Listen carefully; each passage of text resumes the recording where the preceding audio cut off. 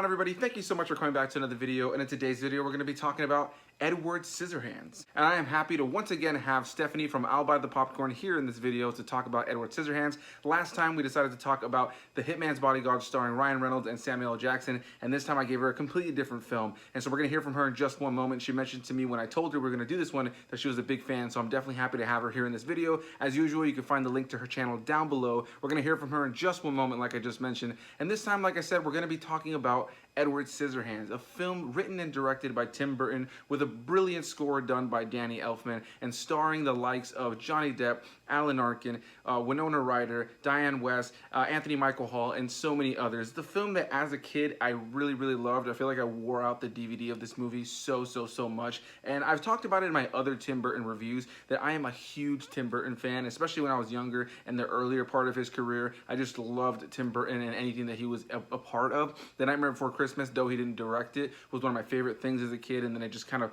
made me fall in love with the stuff that he actually directed and the stuff that he was more directly involved in. And I just love his work, and I just really love everything that he's involved in. I love the look, the feel, the vibe of his films, even if they're not perfect or even great, which there are some that are not my favorite films, but there's so much about just the way he directs films that I just find so kind of intriguing, even though I know his films are not for everybody. So Edward Scissorhands, a really bizarre film that is very unique and very weird, and I hadn't seen it in quite some time, so I was quite excited to go back and revisit this movie. Though I've seen it a lot of times, I haven't watched it at all anywhere near to the time that I've been reviewing movies, which, you know, now when I watch movies, I just have a little bit more of an analytical look at how I'm going to break it down, how I'm going to talk about things, or things that stand out to me a little bit more. As a kid, you know, when you just watch a movie like this a bunch of times, it's just one of those movies that you enjoy, and you tend to have that nostalgic attachment to. But this time around, I was definitely excited to go back and revisit it and see what really worked and what didn't work for me. And what I can say after watching the movie is I definitely had a good time going back and revisiting it, though there were some elements about the film that I felt were a little bit more rushed than I remember them being, and I'm going to talk about that in just one moment. But for the most part, I had a good time with it. I feel like the performances are fun and whimsical and knows what kind of movie it is. The actors in the film know what kind of movie it is, and I just love this very weird Tim Burton concept. So for those who do not know what this movie is about, at the beginning of the movie we're introduced to Dianne Wiest's character, who she's selling Avon, and that just dates the movie on its own. For those who do not know what Avon is, it's essentially this thing that people would do. My mom did it too when I was growing up, and I know plenty of people, parents who did it. It's essentially this thing where people would go, specifically women, and go and just sell like different beauty products and stuff like that, face creams and all that jazz, and they'd go door to door or sell amongst their friends. And so yeah, right out of the gate you have Dianne Wiest's character doing this. She's going around and, you know, to her neighborhood and trying to get people to buy Avon products and all this stuff, and then she decides to go to the mansion or the manor at the top of the hill that's at the very end of the street. And that's something I always found so funny, and it's just so Tim Burton. Picture this neighborhood that is got super bright green grass,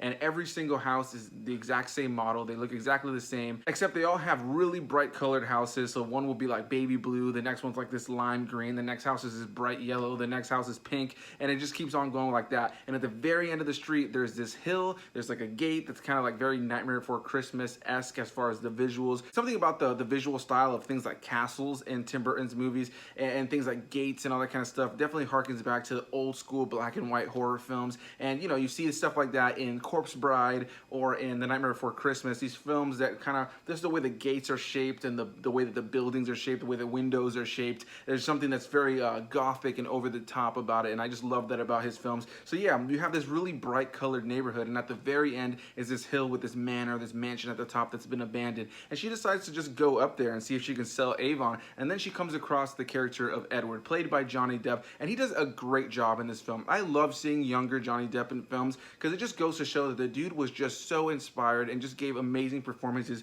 from such a young age. I really love him in this role. You don't see Johnny Depp, you really do believe the character of Edward is a real character as you're watching it. And yeah, when she finds Edward, he's in this black leather suit and he's got scissors for hands. And the basic story around him is that he was created in a lab by the person who lived there with him before, his father. It was played by Vincent Price.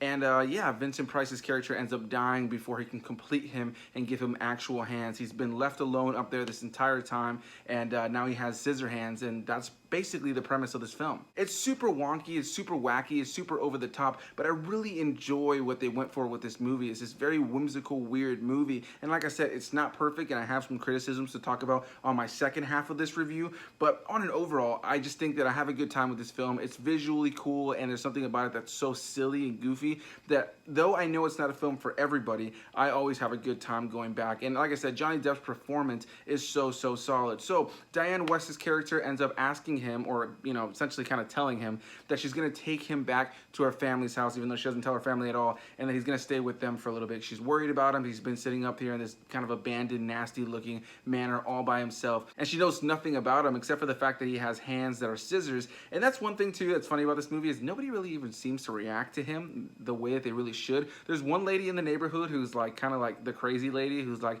he's a demon, blah blah blah, keeps coming and telling people that he's like, Satan's spawn or whatever, essentially.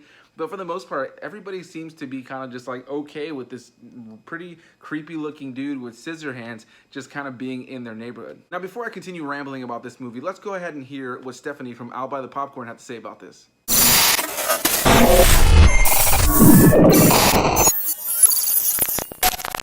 Hey Anthony, thank you so much for having me back on your channel. I'm super excited to be here talking about Edward Scissorhands, which is actually one of my top favorite Tim Burton films. The one behind me would be my absolute favorite, but this is definitely top 5. Now again, my name is Stephanie, and this is my second time being on this channel. And again, like I said, super excited to be talking about Edward Scissorhands. So I'm sure Anthony has to really let you know that it does star Johnny Depp, Winona Ryder, and Alan Arkin. And then we have the beautiful Dianne Wiest, who does play Avon Seller Peg. I love Tim Burton. I think he's such a great director. Johnny Depp, oh, I just adore him. That's like, oh, I just love him so much. And I mean, the whole like look and feel to it, we're kind of like in a Wisteria Lane kind of neighborhood. All the houses are the same, all the cars are the same, the husbands like go to work, come back at the same time, housewives who are just wondering what new excitement things are coming around. Now of course, Edward does have scissors as hands. His maker unfortunately was unable to complete him before he passed. I don't think it was ever really said. I know we had like flashbacks of him with his maker on why he initially put those scissors as his hands instead of actually giving him hands, or I'm sure there was something else that was possibly lying around the house that he could have given him as hands other than these like deadly weapons that obviously are no good for anybody. The maker himself didn't seem as cuckoo as like a Jekyll and Hyde, or like these like evil scientist kind of deal. He pretty much had like all these like robots around his house, all these inventions that he made to really what looked like to me to make his life easier and simpler, and like kind of help him around, like cooking his meals and stuff, because he was an older man, so maybe he couldn't necessarily handle a lot of these like things on his own. Which kind of is funny because he's able to invent things but maybe not necessarily do household things. For the majority of the movie, the neighborhood actually really dug Edward, and they really were for him and supported him. We do have like this very like change to everything once like accidents honestly happen, or because he was manipulated into doing things. Now of course, once he does get involved into some not so legal activities, and after that it's kind of just like a downfall. The neighborhood really had him on this really high pedestal, and of course from there everything just kind of started crumbling down. It really shows how people just quickly can turn on you. And I really like how this movie just generally is a bedtime story that the grandmother is telling the granddaughter. The score in this movie also was really great. That really nice scene when Kim is outside when Edward is doing the ice sculpture, and I really think that shot's really beautiful. One last thing though I do want to mention is my absolutely favorite scene of the movie, and that would be when Peg is basically trying to cover up all these scars on Edward, and is just putting all these products on him, and he's just like there sitting down. The only thing that I do want to say is that seeing that this time I kind of went in with like that critical mind set, which I do not recommend. I did find some flaws with it because I wasn't just there watching the movie for enjoyment, and it kind of sucks, but it's okay. It's okay. Y'all gotta just look past the flaws, you guys. Just look past the flaws, because there are some logical things that really don't make sense. Like, what was he eating prior? How was he getting his food? Like, why wasn't there like investigations going on later on? Like, Why wasn't there like a search party? But you know what? We just kind of have to get past all this thing and just really enjoy the movie. Like, just turn that logic off, you guys, because otherwise you're not gonna enjoy the movie for what it is, and it is absolutely fantastic. All right, you guys, so these are all my thoughts on Edward Scissorhands. Again, I tell you guys, I just adore this movie so much. I was super excited when Anthony told me what movie I could hop on to review. Again, my name is Stephanie. My channel's name is I'll Buy the Popcorn. Hopefully you guys can go swing by over there sometime and check me out. But that's all that I have to say. I had so much fun. Thank you so much. Anthony, take it away. Bye. Once again, a big thanks to Stephanie for being here in this video. Again, you guys can find the links to her channel, I'll Buy the Popcorn, down below in the description box. She does all kinds of things over there, like rankings and reviews and all kinds of great movie-related content. So definitely go and give her some love. A big thanks to you, Stephanie, for being here in this video. I'm definitely excited to do more of these as time goes on. And I loved hearing what you had to say about this movie. So like I mentioned earlier, he ends up coming back to the house that Dianne Wiest's family lives in. And yeah, it's this funny dynamic where the dad is super chill about it. It's played by Alan Arkin.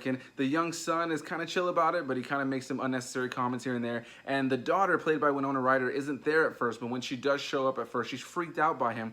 And, you know, over the course of the film, she starts to see the beauty in him as a person, that though he is this awkward, creepy guy that doesn't really have any social skills and it really isn't a human, she finds the beauty in him and realizes that he is a good person throughout the film. Now, my biggest gripe about that was just realizing that I feel like they didn't give them enough scenes for me to really feel like she kind of came full circle. There are a couple moments where you can see why she realizes that he is a good person, and that maybe some of the teasing she was doing at the beginning or some of the kind of negative reactions she was giving him were rude, and that she realizes that she was wrong for that. But I feel like I wish they would have given them a little bit more time going back and watching it to really let that relationship blossom, because by the end of the film it feels like she is in love with him, you know what I mean, in a way, but it doesn't feel like she ever really earned that, not nearly as much as I kind of remembered it. But that's not to say that the relationship isn't at least fun or cute or at least sweet, you know what I mean? I think that there's definitely something cute and sweet there for sure, and I think that's kind of what the film is going for. It's just very, very kind of aimless plot. Like, it doesn't really feel like it has like a point A to point like B kind of situation where there's some big plot. It's really just this story about this scientific experiment, this guy who had no social skills and is brought into by this family and appreciated and loved, even though he goes through some, you know, some fucked up situations. And throughout it, you know, he's got to deal with some people who are going to criticize him or kind of want to use him or kind of are creepily invested in him in some sexual ways. There's so many weird things that happen in this movie. It's hard to really narrow down. Visually, I think the movie is cool. It has a very weird, whimsical, like early 90s, late 80s aesthetic. And something that I really enjoy about this film is that the film was actually shot in Florida and not too far from here. There's a part in the movie where they go to a plaza called Southgate Plaza, and that's actually not too far from where I live. I was actually there not too long ago, earlier this year in Southgate, so it's kind of funny to see this plaza back then and see that the sign is essentially the same today, even though obviously the stores are not at all the same. But I love the fact that the film just feels like Florida, even though it doesn't take place in Florida. They never really say where it takes place, but I always thought that was funny. And part of the reason that I actually watched this movie outside of wanting to review it was the fact that my girlfriend had never seen it before. So when the movie started and she just saw the houses and the way the houses are built, she goes, wow, this looks like Florida. And she was right. It was Florida, and there's a lot about this movie that is funny to me just because I'm a Floridian. So I gotta apologize. As I'm like thinking about this review, I feel like I've been all over the place. But yeah, like the basic premise of the story really is that you have this guy who moves in with his family, and he's awkward, he's uncomfortable, and Tim Burton's really good at doing these stories that focus on a pale skin, really awkward, out of place kind of guy who at the end of the movie you find that there's something about him that's beautiful. And really the crux of this movie after a while is the fact that he's amazing at cutting things. Obviously his name is Edward Scissorhands. They don't call him Scissorhands, but he's got scissors for hands, and he starts to cut people's bushes and their trees and their hair, and he's just amazing at it. He creates these amazing creations. He creates these amazing creations with his scissors and his He creates these amazing creations with his scissors. He creates these amazing. God fucking damn it! What's wrong with me today? He creates these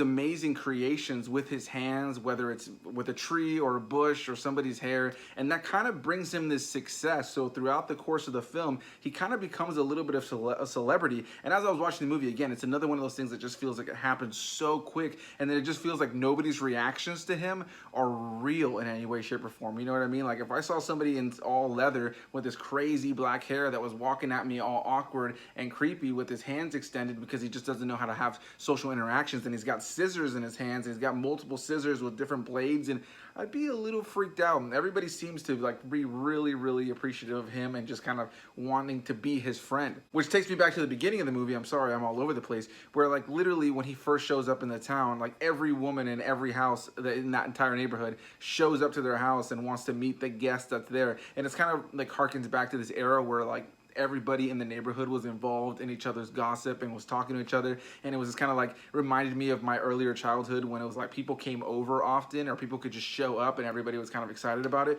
Whereas today somebody shows up to your house unannounced and you're kind of like and you kind of like you try to get inside before your neighbor can say hi to you sometimes, you know what I mean? Like I know that we live in this world now where everybody just kind of goes home and stays in their own business, and it's funny to see a movie that kind of replicates that older look at life where people were a lot more part of the gossip and the conversation in the neighborhood. So yeah, there are some things about this movie that felt rushed, but I really do enjoy the practical effects of this film and the performances. I feel that Johnny Depp does an incredible job as Edward Scissorhands, and it goes to show why his character has just, you know, resonated with a lot of people over time. You do feel for his character throughout. Like I mentioned, he's used at times. He's kind of this character that's abused at times, and there's times where it's kind of used as a joke and they kind of just have fun with the fact that he is this out of place, silly kind of science experiment. But there's a lot of times too where they really do make you feel for him, especially in the third act of the film. There are times in the film where he accidentally hurts people with his scissors, and he kind of has to realize that he is not a normal person. And seeing that on his face and seeing how he kind of like grows as a character throughout, and then, you know, leading up to the very end of the movie, I do wish that the relationship between him and Winona Ryder's character kind of had a little bit more meat on the bone. I feel like it's cute, it's sweet, and you get where it's coming from, but I feel like it's a little bit rushed, especially in the third act, because a big chunk of the film, she's kind of grossed out by him. She doesn't really want him to be present. She kind of looks at him as something she's ashamed of because he's living in her family's house. And, you know, when he takes a liking to her, she's kind of negative towards him at first. And it really isn't until the very end of the film that she really starts to come around on him. And by the time she does, it just feels like they kind of blow up with their connection a little bit more than it actually is. And, you know, it doesn't ruin the film for me, but it was the main criticism I walked away from this movie with. Outside of that, I think my other biggest issue would probably be that it just feels like a little bit aimless. You know what I mean? It really just is a movie about this guy with scissor hands who, you know, has this tragic past and is this tragic character in this very weird, whimsical, Florida-esque world.